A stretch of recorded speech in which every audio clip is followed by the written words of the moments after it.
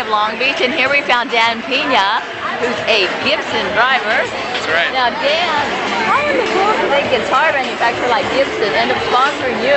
Well, what we did is, you know, in drifting, we always like to say it's like the rock and roll of motorsports, you know? We thought, who better to go after than Gibson? I mean, that's probably the biggest name in rock and roll period.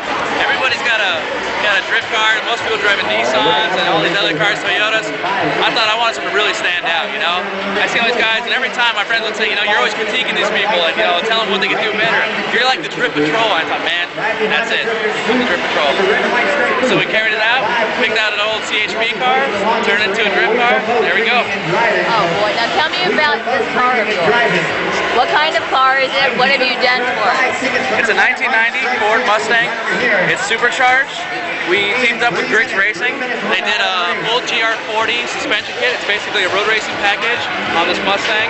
But all the parts that come up from it, for the brakes on that, are from stock Mustangs. We built this thing in my driveway.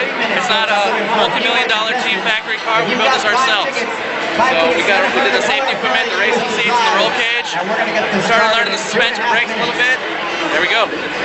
Now, what they're doing this weekend, this is a drifting team exhibition, right? Correct. So which team are you part of? I'm part of Team Green. It's Team Milano. And Team Milano? Yeah, they have the green Ninja Turtle cars. And what was funny is, being the car that I am, I had actually a few teams asking me to drive with them because everybody wants to have the Drift Patrol at the back end of the team. So they were, you know, good to me, and they asked me early on if I want to do it with them.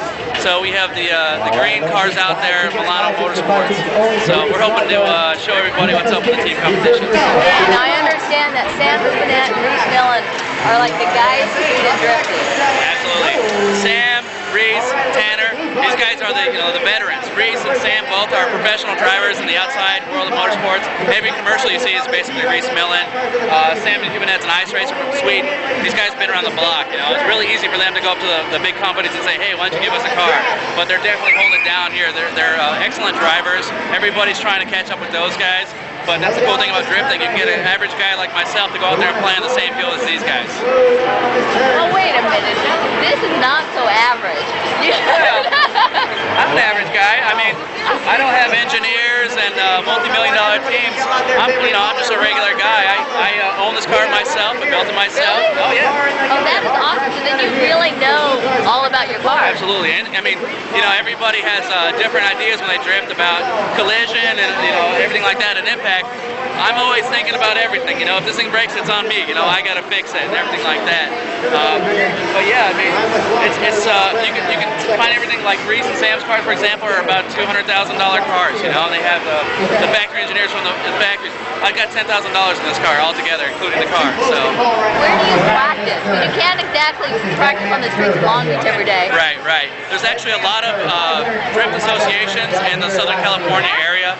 There's Club 4AG, Drift Day, all these little different clubs have drift practices for kids. You can go out there with any street car.